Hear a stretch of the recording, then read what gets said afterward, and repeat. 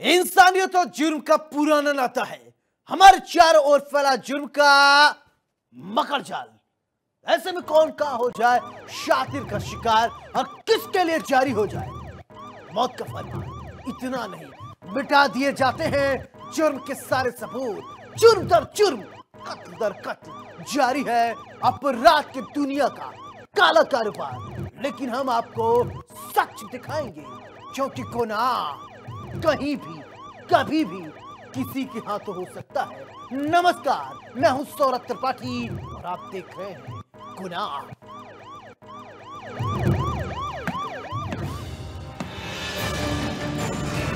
हर गुनहगार को होगा पर्दा फाश। डर के साए में अपराधी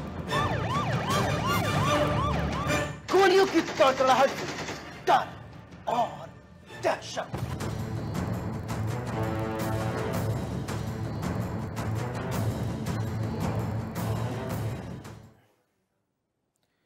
वो आदमी पान सिंह तोमर का पहला वर्जन था। चंबल का बागी, जिसे कभी दद्दा, कभी रॉबिन हुड तो कभी जेंटलमैन डाकू कहा गया। एक और विशेषण यह है उसके नाम से जुड़ा हुआ है। इंडिया का सबसे महंगा डाकू 3 लाख का इनामी था उसके सिर पे। और ये बात है 1960 के दशक की। 3 लाख तो फिर भी कम है। उस दौर में उसने सिर्फ एक किडनैपिंग से 26 लाख रुपए की फिरौती हासिल की थी। चंबल का वो डाकू जिसके नाम से पूर्व प्रधानमंत्री इंदिरा गांधी भी खौफ खाती थी, उनको भी डर लगता था। वो डाकू जिसने बीहड़ का उसे बागी बनकर 400 से ज्यादा हत्याएं की और 650 से ज्यादा अपहरण किए, जिसने फिरौती मांगने में सारे डाकुओं के सारे रिकॉर्ड तोड़ दिए। आज गुनाह के इस स्पेशल एपिसोड में चंबल के सबसे महंगे डाकू मोहर सिंह गुर्जर के बारे में बताएंगे। किस तरीके से बीहड़ में मोहर सिंह राज करता था, बीहड़ के और डाकू कैसे उससे खौफ खाते थे। इस पूरी कहानी में हम आपको दिखाएंगे, बताएंगे और समझाएंगे।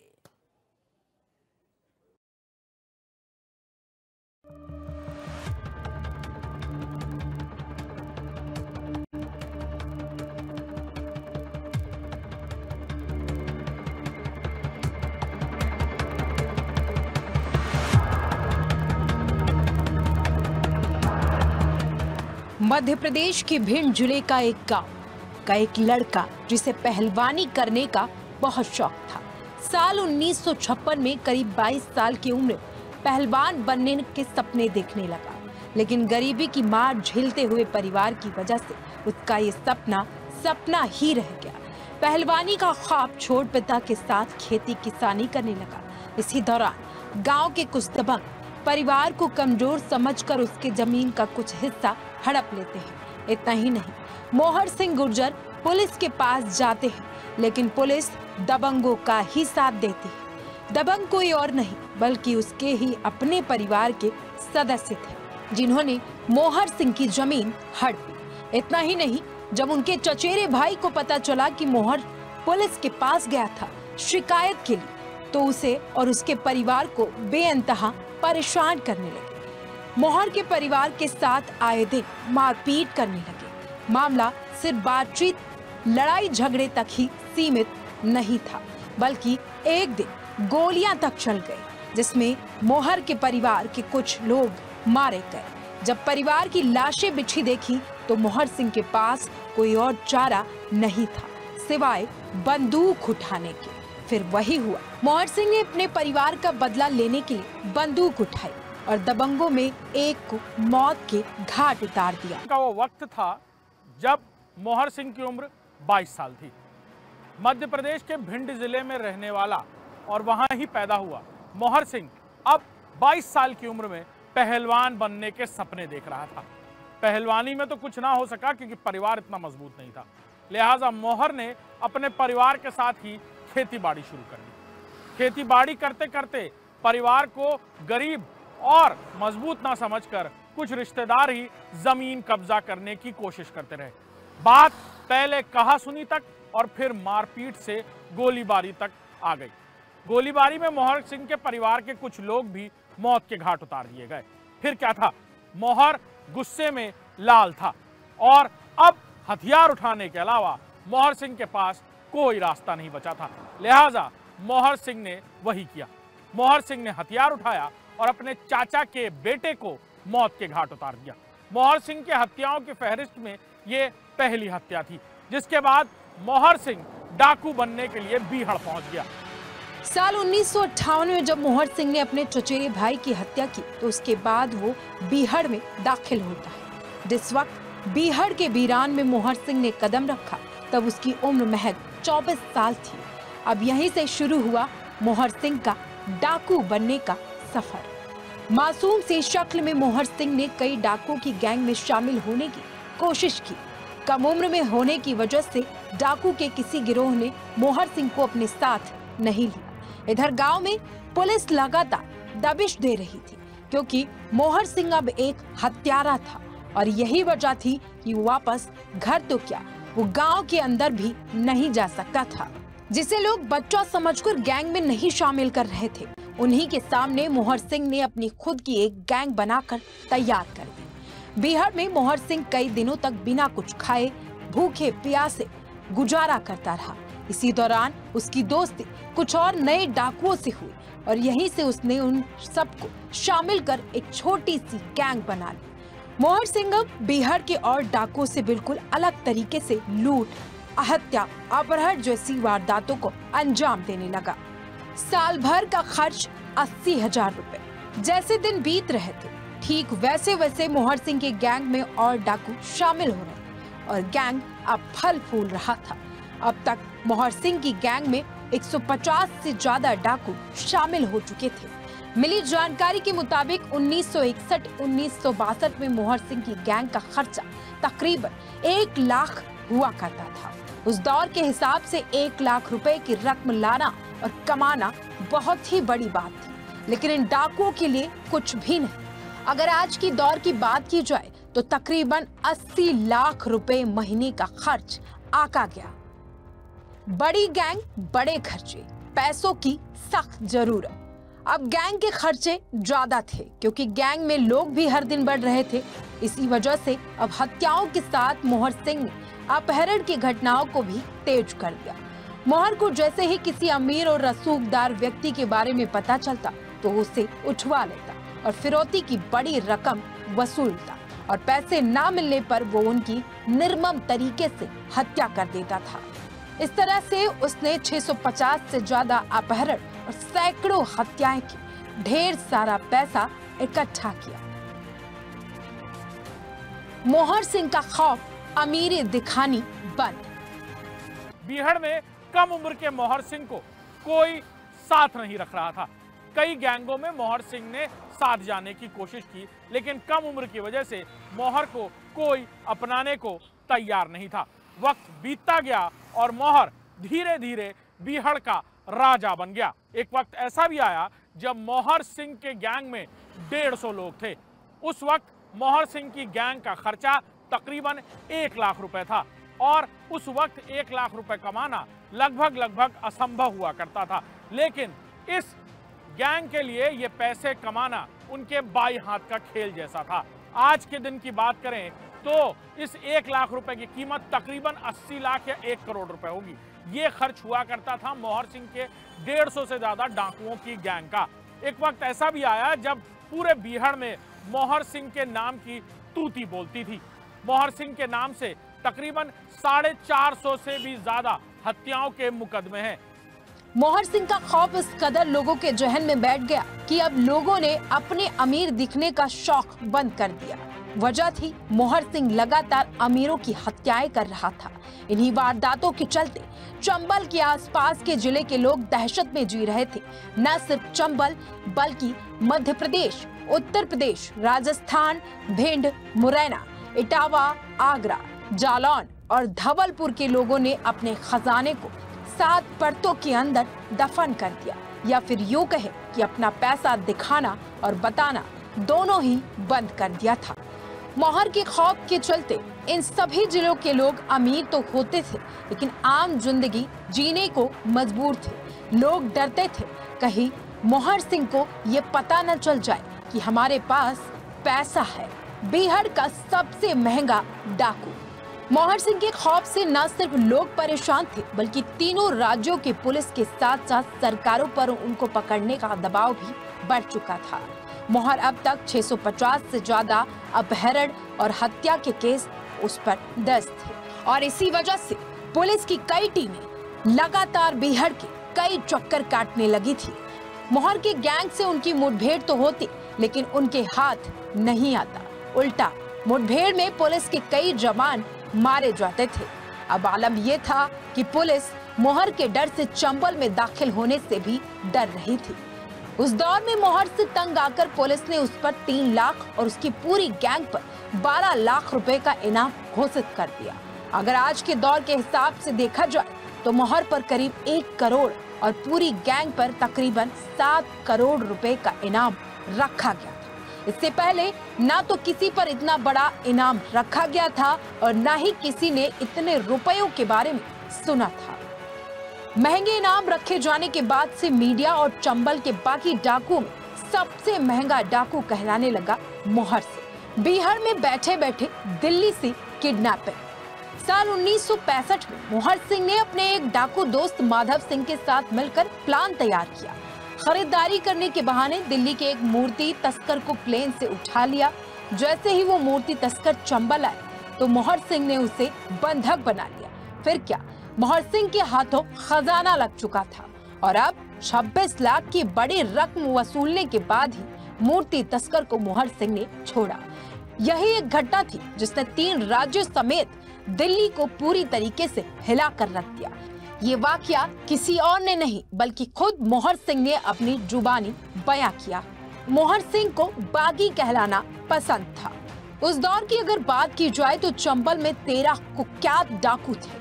मोहर सबकी मीटिंग भी अब लेने लगा था। मोहर की दिलेरी और बाकी अपराधों की लिस्ट देखकर बिहार के बाकी डाकू इससे खौफ खाने लगे थे। लेकिन मोहर में एक आदत सभी को अच्छी लग रही थी। मोहर सिंह जो भी करता वो वसूलों के साथ करता और अपने काम को लेकर हर पल सतर्क रहता था। एक बार ना जाने कहां से उसको खबर लगी कि बाकी डाकू की तरह उसकी इमेज भी खूंखार डाकू की तरह बनती जा रही है, जबकि मोहर सिंह को खुद को बिहार का बागी कहलाना पसंद था। इसी के चलते उसने चंबल में एक्टिव मलखान सिंह, नत्थू सिंह गैंग समेत कुल 13 गैंगों के सरदारों को अपने पास बुलाया और बैठक की। बैठक में फैसला लिया गया कि अब कोई किसी के घर में घुसकर लूटपाट नहीं करेगा, हम सिर्फ अपहरण करेंगे। इसके अलावा किसी की बहन बेटियों के साथ छेड़छाड़ जैसी घटनाओं को अंजाम नहीं देंगे। मोहर के रसूख को देखते हुए सभी डाकुओं ने बात भी मानी। इसके बाद पूरे बिहार और आसपास के जिलों में घर में घुसकर लूटपाट और महिलाओं से छेड़छाड़ होना बंद हो चुकी थी। मोहर सिंह गरीबों की भी मदद करता था, गरीब की बहन बेटियों की शादी भी करवाता था। मेरी जान मेरे नेक कर्मों से बची थी। मिली जानकारी के मुताबिक एक मीडिया इंटरव्यू में मोहर सिंह ने खुद कहा था, क्योंकि मैं बहन बेटियों को देवी स्वरूप मानता था, यही वजह थी कि पुलिस की तमाम मुठभेड़ों में मेरी जान बच गई। नेता लोग भी आकर कहते थे, दद्दा जितवा दो। अब अगर बात की जाए राजनीति की तो नेता लोग भी मोहर के खौफ का फायदा उठाने से पीछे नहीं हटे थे। 60 और 70 के दशक में गांव में सरपंची का चुनाव लड़ने से लेकर विधायकी तक चुनाव लड़ने वाले नेता मोहर सिंह के आगे मत्था टेकते नजर आए। किसी न किसी बहाने से मोहर तक ये नेता अपनी जीत के लिए गिड़गिड़ाने के लिए पहुंच ही जाते थे। जानकारी के मुताबिक एक मीडिया इंटरव्यू में मोहर सिंह ने बताया कि जब हम बिहार में थे तब कई नेता हमसे मिलने आते थे और कहते थे, दद्दा हमें जिताए दो, और हम उनके सिर पर हाथ रख देते थे। फिर क्या, नेता भी बिना हार जीत के डर के इधर उधर घूमते रहते थे कि अब तो मोहर दद्दा ने जितवाने का दावा तो किया ही है, तो अब किस बात की चिंता। वहीं लोगों को भी जैसे पता चला कि मोहर सिंह ने इस नेता को अपना आशीर्वाद दिया है तो खौफ में आकर अपना वोट खुद ब खुद उसी नेता को दे देते थे। दोस्त ने बदल दी मोहर की जिंदगी, कर दिया सरेंडर। मोहर सिंह उस वक्त और चर्चा में आया जब उसने बीहड़ में बैठकर दिल्ली में ही एक अपहरण करवा दिया। पूरी दिल्ली और साथ ही साथ राजनीतिक गलियारों में भी मोहर सिंह का नाम गूंजने लगा। मौका ऐसा भी था जब खुद इंदिरा गांधी भी डाकू मोहर सिंह के नाम से थर थर कांप उठी थी और फिर उन्हें पकड़ने की कोशिशें तेज हुई। 3 राज्यों की पुलिस और लगातार हो रहे ऑपरेशंस के बावजूद मोहर सिंह के बारे में कुछ नहीं पता चल रहा था। कई मुठभेड़ें जिसमें पुलिसकर्मी और मोहर सिंह के डाकू भी कई बार मुठभेड़ों में मौत के घाट उतार दिए गए, लेकिन मोहर सिंह हाथ नहीं आया। एक वक्त ऐसा आया जब मोहर सिंह ने भी सरेंडर करने की इच्छा जताई और फिर जयप्रकाश नारायण ने उन्हें पत्र लिखकर कहा कि अगर वो सरेंडर करना चाहते हैं तो वो खुद प्रधानमंत्री से बात करेंगे। लिहाजा इंदिरा गांधी ने सहमति दी और मोहर सिंह ने सरेंडर कर दिया। साल 1972 तक मोहर सिंह बीहड़ में अब तक अपनी जिंदगी के 14 साल गुजार चुका था। अब उसकी उम्र 48 साल की हो चुकी थी। एक दिन बैठे बैठे खुद को बागी कहने वाले मोहर सिंह के मन में ख्याल आया कि अब तक बददुआओं के अलावा कुछ भी हाथ नहीं लगा और इसी बीच मोहर सिंह का खास दोस्त उससे मिलने के लिए उसके अड्डे पर आया। माधव सिंह ने मोहर को सरेंडर करने की सलाह दी। न जाने मोहर के मन में क्या आया, क्या सूझी कि उसने मेरे खास दोस्त की बात मानी। फिर क्या दोनों ने एक साथ पुलिस के सामने सरेंडर करने का प्रस्ताव रखा। आत्मसमर्पण करने के लिए मोहर सबसे पहले बड़े नेता जयप्रकाश नारायण से मिले। मोहर की जेपी से बातचीत हुई। फिर इंदिरा गांधी की तरफ से भी संदेश भेजा गया कि आप सरेंडर कीजिए, आपको पूरा फायदा दिया जाएगा। 14 अप्रैल 1972 को गांधी सेवा आश्रम मुरैना में अपने गैंग के 140 डाकू के साथ खुद भी मोहर सिंह ने सरेंडर कर दिया। मोहर ने एमपी के मुख्यमंत्री और बीपी सिंह की मौजूदगी में गांधी जी की तस्वीर के सामने अपने हथियार डाल दिए। कोर्ट ने मोहर सिंह को 20 साल की सजा सुनाई। मोहर सिंह ने अपनी जिंदगी के तकरीबन 20 साल जेल में काटे और एक वक्त ऐसा आया जब एक मुकदमे में जज ने उन्हें फांसी की सजा और कुछ पैसे के जुर्माने की सजा सुनाई। मोहर सिंह ने अदालत में ही कहा कि साहब, मैं फांसी लटक गया तो मेरा परिवार ये पैसे, ये जुर्माना कहां से चुकाएगा। पूरे कोर्ट रूम में सन्नाटा छा गया। मोहर सिंह से जुड़ी हुई ऐसी कई कहानियां हैं जिसे सुनकर आप भी दंग और हैरान रह जाएंगे। मोहर सिंह के सरेंडर करने के बाद कोर्ट ने 20 साल की सजा सुनाई। बिना शर्त जेल की खुली हवा में घूमने टहलने से लेकर हर एक सुविधा दी गई। जेल में रहते हुए भी खुद को बीहड़ का बागी कहने वाले मोहर ने खूब कांड किए। अपने साथी डकैतों के साथ जेल के अंदर ही मोहर सिंह अदालत लगाने लगा। जब ये बात जेल के जेलर को पता चली, वो गुस्सा गया और अदालत न लगाने की बात कही। पर मोहर कब और किसकी सुनता था? फिर क्या, उसने भी जेलर की बात नहीं मानी। जेलर ने मोहर और उसके साथियों के साथ बदसलूकी करना शुरू कर दिया और पीटने की धमकी दी। जेलर की धमकी देने पर मोहर ने उसका कॉलर पकड़ लिया, उसे घसीट कर मारा। वहीं जब ये बात सूबे के मुख्यमंत्री तक पहुंची तो उन्होंने बीच बचाव किया। जज से मोहर की भिड़ंत। जिस दौरान मोहर सिंह जेल में था तब उस पर लगे मुकदमों की भी सुनवाई होती रहती थी। हत्या के एक ऐसे ही मुकदमे में मोहर सिंह को फांसी की सजा सुना दी गई और साथ ही जज ने 10,000 का जुर्माना भरने का हुक्म दे दिया। वहीं पर जज को जवाब देते हुए मोहर सिंह ने कहा कि साहब, मैं फांसी पर लटक जाऊं तो तुम्हारे जुर्माने का क्या होगा? जुर्माना कौन भरेगा? मेरे परिवार के पास तो जुर्माना भरने के लिए पैसों का इंतजाम नहीं है। जैसे ही मोहर सिंह ने जज से ये बात बोली तो भरी अदालत में सन्नाटा पसर गया। ये वाकया खुद मोहर सिंह ने एक मीडिया इंटरव्यू में बताया था। मोहर सिंह 1972 से लेकर 1980 तक जेल में रहा। फिर उसे इंदिरा गांधी के कहने पर रिहा कर दिया गया। मोहर सिंह को खेती किसानी करने के लिए सरकार की तरफ से जमीन भी दे दी गई और बच्चों की पढ़ाई में सरकारी मदद भी दी गई। राजनीति में भी आजमाया हाथ। इतना ही नहीं, जब मोहर सिंह जेल से बाहर आया तो उसने राजनीति में भी दांव पेच लगाए। वो निर्दलीय नेहगांव नगर पालिका का अध्यक्ष चुना गया। उसने अपने राजनीति में हमेशा कांग्रेस का समर्थन किया। उसका मानना था कि उसने कांग्रेस के समय में उस सरेंडर किया था, तब कांग्रेस ने उसकी भरपूर मदद की थी और यही वजह है कि वो कांग्रेस का समर्थन करता रहा। अब सामान्य जीवन में वापस लौटने के बाद मीडिया इंटरव्यू का सिलसिला लगातार चल रहा था। हर दिन नए खुलासे हो रहे थे।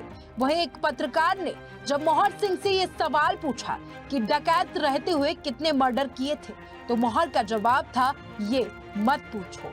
बिहार में हर दिन खून खराबा होता था। उस समय तकरीबन 400 मर्डर मेरे नाम से हुए थे। इनमें से ज्यादातर मैंने किए, बाकी गैंग के लड़के लोग करते थे और नाम मेरा होता था। 650 से भी ज्यादा अपहरण और 400 से भी ज्यादा हत्याएं करने वाले मोहर सिंह ने एक इंटरव्यू के दौरान जब उनसे पूछा गया कि ये हत्याओं की कितनी बड़ी संख्या है जो आप खुद कबूलना चाहेंगे, उन्होंने कहा कि बिहार में आए दिन खून खराबा होता रहता था।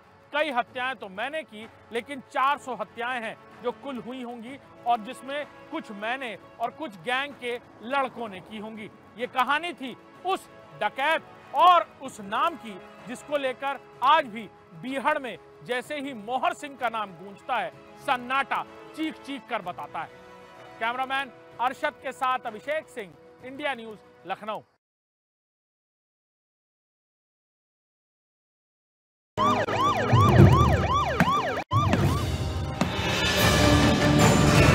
हर गुनहगार को होगा पर्दा फाश। डर के साए में अपराधी गोलियों की तड़तड़ाहट, डर और दहशत।